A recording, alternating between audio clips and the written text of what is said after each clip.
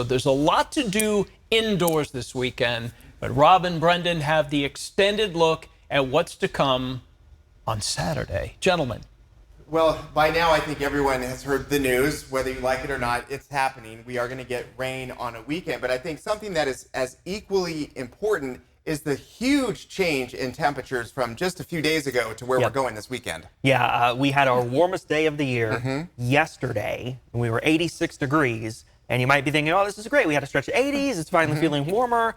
Not so fast. Take a look at this because we were about 15 degrees above average yesterday. Today, we're near average, upper 60s, low 70s. But look at tomorrow and Sunday, about 15 to 20 degrees below average for the time of year. And Rob, that 55 degrees for a high you see on Saturday is not actually really representative of what tomorrow's going to be like. I mean, just looking at that, Brendan, that's a shock to the system. But the 55 there, I hate to break it to you, is sort of lying to you. Now, technically, that will be the high roughly for the day.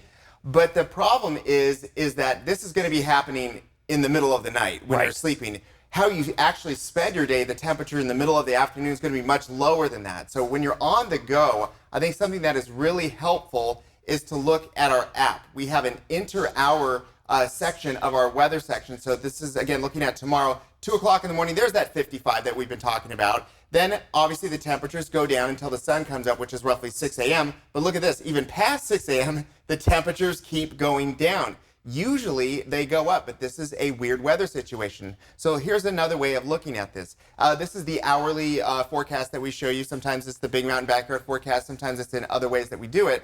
Again, at midnight, there's that 55. If you're not paying attention to going beyond the forecast that we give you or just a quick glance, and you're not watching the show, you will miss what's happening. Brendan, watch where we're going once you wake up at maybe 6, 7 o'clock in the morning. Hey, what happened to that 55? It's getting colder and colder and colder. And now we're in a situation where if you weren't looking a little bit deeper or you were looking elsewhere, now it's 3 o'clock in the afternoon and it's 48 degrees and it's raining. That is way different than 55 and raining. 48 is much colder. And that's a situation where you might actually decide to not do anything at all. Yeah, and again, that 55, you just take a quick glance at it. That's the high for tomorrow, but that's a midnight high. We're not actually going to be seeing that in the afternoon.